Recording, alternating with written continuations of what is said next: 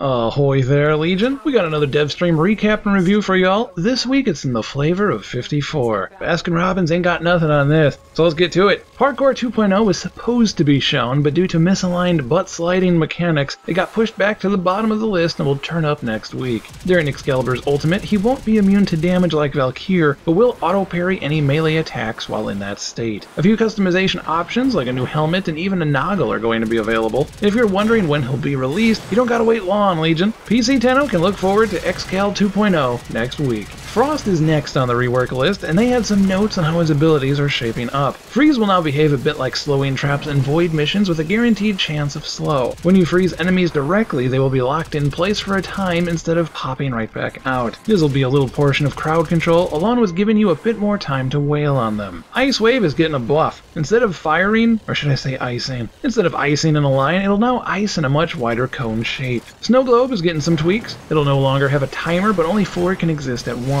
It'll keep the current mechanic of increasing its health based on how much damage it takes for a brief time after casting, but it will now also freeze and push enemies away too. Avalanche. Enemies that don't get squishified from it will be slowed and have their armor reduced. Enemies that are killed off by it will now freeze and either blow up or remain in place, but they'll slow other nearby enemies in a radius around them. Raid rewarded arcane enhancements applied to your helmets or Syandanas are currently locked in place, but this might change, and the present name of this upcoming feature is Distilling. There will be an option at High Syndicate rank for an equally high cost to remove these enhancements and then be able to place them onto another item. Tyl Regor's boss fight. It seems to be similar to the Vahek rework in terms of multiple phases and the environment can change during it, but instead of valves busting open to propel you through the air, we'll potentially be swimming underwater with Sharkwing. My initial gut reaction was negative because of that, as the upcoming raid will have Sharkwing in it as well, so now this 4-man boss is also getting it. But the area you fight him in looks very well done, so I'm optimistically choosing to ignore that gut instinct and see what turns up when that boss fight releases. DE has a tendency to promise the moon, and they've finally, literally done just that. An upcoming tile set, which means several months from now so don't get too excited, will be an Orican lunar base in or on the surface of the moon. Allow your Destiny memes to run wild with this one, Legion. A new laser primary weapon similar to the Gamma Core is around the corner, along with a pair of rapier melee weapons, which will likely be high in puncture and low on slash. A new stance will likely be expected for those, but you can finally recreate that one fight scene from Die Another Day with your fellow clanmates in the dojo. Premier Capes.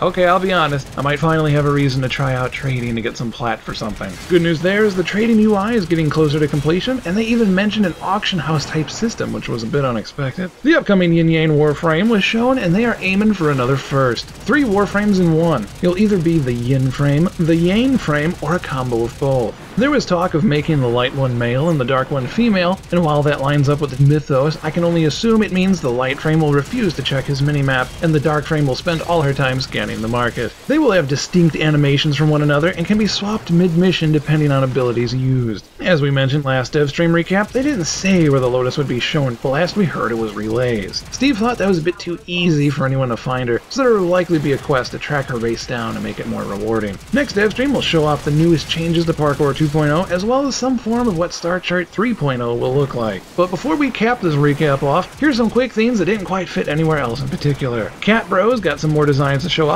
They are toying with the idea of adding mods that affect the sound of weapons, but nothing set in stone there yet. Focus is still alive, no correlation to Portal, but 0 details were released about it. Heavy melee swords will be getting another stance, perhaps staggers will as well. A new stance for sword and board for update 17 is in the works for sure, which implies both Arcwing and normal gameplay modes will both have Regor's fists as weapons. Thank you for watching, Legion. If this quick recap and review helped you out or put a smile on your face, we'd be honored if you liked, favorited, and shared this video with your fellow Tenno. If you want to be even more awesome, be sure to subscribe to stay up to date on both Warframe stuffs as well as our other zany content every Monday, Wednesday, and Friday. As always, if you have any questions or suggestions, feel free to leave a comment below. Catch you next time, Legion. Take care.